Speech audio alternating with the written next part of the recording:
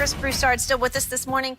Chris, $42.8 million a year average salary for Russ. How difficult is it going to be to trade him? Look, I have the utmost respect for Russell Westbrook's game. I mean, what he's done with the triple-double is incredible. He will not only be a Hall of Famer, I think he's a legend for doing this. Unless people start doing averaging triple-doubles left and right. Like, this is legendary.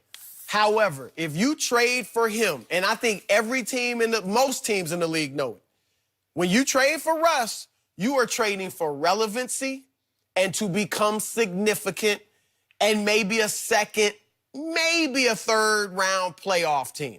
That's what you're trading. You're not going to win you're not trading to win a title because the way he plays, he's not going to lead a team to a championship. Okay? So, with that said, I think there's only a handful of teams that'll be interested. Of course, Houston. I mean, they're interested in every big name.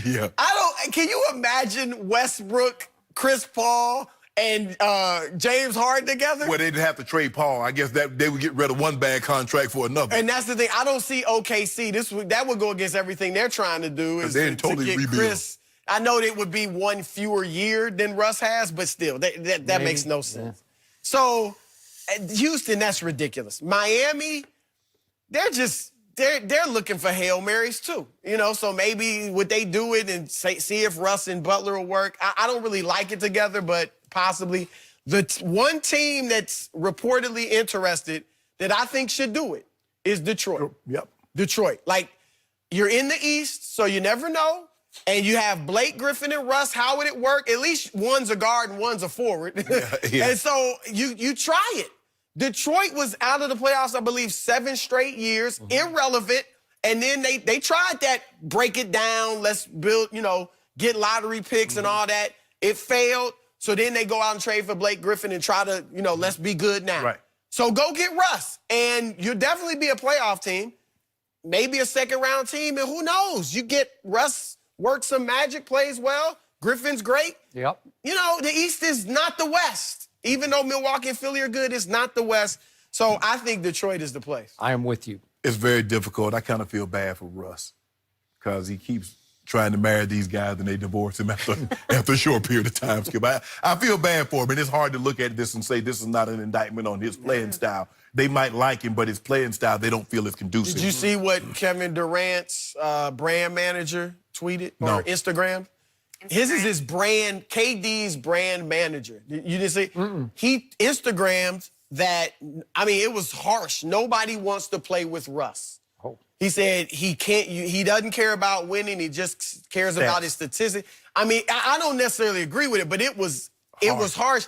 And you can't help. This is KD's brand manager and friend. So you can't help but think that he's heard something from KD. Skip, he'll be 31 in November. And with 4 years left on that deal, 34, at the age of 34, he'll have a player option for $47.1 million. Skip, how unless you're trying to move, because he will put butts in the seats, because the triple-double is box office and people want to see that. But Skip, that's an albatross. The only worst contract is John Wall, because John Wall's not playing this year because he just retore his Achilles in February. That's the only worst contract. I don't know how. Miami, Jimmy Butler wants the ball. That's why Jimmy Butler didn't go to L.A. That's why Jimmy Butler didn't go to want to pair up with anybody. Jimmy Butler wants to be a star again. He wants to be a solo act. He ain't trying to share the stage. He ain't trying to do no duet. Nope. He all about, hey, I'm solo, bro. I'm doing my own thing. And to put Russ, we wondered, how would James Harden and Chris Paul, can you imagine trying to put Westbrook and James Harden together, or Westbrook and Jimmy Butler together? Skip, that makes no sense. I just don't know how you do. But you got to move him because he's ticked off that he found out his name because I stayed when James Harden wanted out.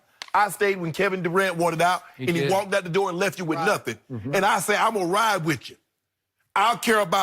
Look, if I don't win another title, I'm gonna give you everything I got, but I'm gonna stay loyal. And the first chance you get, you try to get up off me, because the same thing with Kyrie. Once he found out they tried to move him, he said, okay, you want to trade me? Trade me, because I am not playing again. Russ is going to adopt this same policy, Skip. He's not going to play there because he doesn't trust Sam Presti anymore because Sam Presti said, I got. Even when he lost Kevin Durant, he said, we still got Russ. Russ is our guy. We want guys that want to be here. And come to find out, you try to get rid of him. Here's the other thing, Shannon. Is Russ upset that you just traded Paul George so quickly? I mean, this has all come to play in the last week or so. Yeah. Like, why not give us another shot? You know what I mean? Like, I was instrumental in getting Paul George here. What did LeBron tell him? I thought Sam Presti might just dig in and say, nope, sorry, not going to do He it. certainly could have. Yeah. Because remember, Skip, he called the owner, Dan Gilbert. Kyrie got 2 years left. Right. We ain't got to ask you Weston what he wants. Paul George had 3 years left. But Sam Presti didn't want an Anthony Davis situation to transpire and turn into a dumpster fire in Oklahoma City next year. And he also didn't want that big three in L.A. either. And I also think Sam Presti is a shrewd enough operator to start thinking, you know what? I may need to just rebuild this right here, right now. And if the Clippers are that desperate to give me all those draft picks and give me a couple of pretty good players, I'll take it now and I'll start over now. Skip, I mean, do you actually think that they're going to be in the lottery unless they lose both of those guys? They're not going to be in the lottery. So what lottery picks you going to be getting? No, they're not going to be. So the point is, Russell Westbrook is now a record-setting MVP on his way to becoming a guy who never won a championship or even got to a conference final in his career. Well, he got to the finals. He got to I'm sorry. Well, as a solo act, Right. like where he was the guy. Not That's even true. the second round. That is true. So he is 31, going on 31, and in his age 32 season, I look at what happened to Allen Iverson, who was another high-contact player. What happened at 32 in Denver? He had his last good season, and then he just hit the wall hard. And I'm afraid Russ might hit the wall pretty hard. He's had, 3 different knee procedures or surgeries, right? And to me, he's a bad buy going forward. And I've said it from the start. I love to watch him. I just wouldn't want to play with him. I love how hard he plays, but I'm convinced now that he plays hard for himself more than his team, for his brand, for his stats, and that he slightly prioritizes starring over winning. And when you have a point guard with that mentality, it's hard to go win with that guy because I think everybody knows deep down it's about stats. It's about you criticizing him for the free throws, trying to get easy rebounds as the inside guy on the free throw, rebound. So in the end, I don't feel sorry for him. I still love to watch him, and you're right. He is relevant. Skip, they yielded the man. You don't feel sorry for that? I mean, he stayed loyal to your team, OKC. I'm shocked by it because I thought Paul George was the perfect running mate for him because Paul pledged allegiance to him. You talking about the 4th of July? Yeah. When he came back on stage? I mean, this was till death do us part, right? Or until Kawhi the comes thing. along. 2 of the best fits for Westbrook were Kevin Durant and Paul George. Okay. And he couldn't win it with them. Remember, they just won 1 game off Portland last year. So I think Paul George said, man, and Paul George had his career year. Right. Across the board. Everything was the best. He led the NBA in steals and deflections. It was his best PER, his best win shares. Everything was great, great, great. And he still said, I don't know. Yeah. But he professed his love to Russ. Yeah. Until death do us part. It's like getting married. Or until somebody better looking come along. Kawhi better than you, Russ. Don't. Hey, I still like you. But number 2 gives me a better opportunity to win. Kevin Durant was there. I was like, bro, I've been here 9 years. If we ain't got it here now. Here's the thing for George. George now is looking at this will change. If they win a championship, this will change his legacy. Oh, yeah. I mean, he could be in. I know we say Skip and I are a little not down on him, but he could become Scottie Pippen. And that's a great legacy. Yeah. I mean, Scottie, if they win, that's who he is versus being just a guy that was a great player, probably a Hall of Famer, but, never really won anything. So this is big. He made the right move. Yeah. So I'm with you. It's got to be a Detroit, Orlando, Minnesota, because he's just box office. Hello.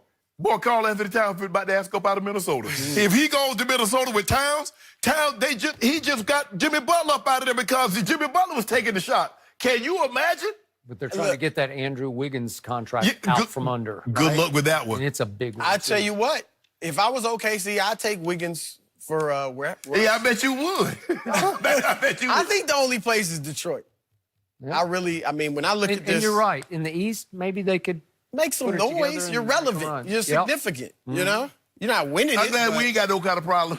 You know, my team ain't got no problems. Really? They ain't got no problem. got no closer. We working. We got a closer. Stop that. Stop. Got some age Stop. issues going on, but Stop. no problem. We ain't got no problem. Oh, Skip, I'm telling you, listen to me. You asking for it. Leave the man alone. Do you want to see what he about to do? I'm trying to leave him alone so he can finish Space Jam. No. Oh, Can I ask you, when the Clippers and the Lakers play, who you...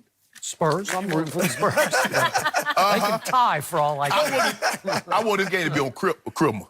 If this the game on Criminal, then I'm gonna be there. Well, you better be. I'm gonna be there. I'm gonna be there. Yeah. Yeah. It's going to be Christmas Day. I mean, what other game is What day does Christmas Definitely fall gonna on be this year? Christmas Day. I sure hope it's a week. I hope it's a Friday. On It's Saturday. definitely Christmas Day. Woo!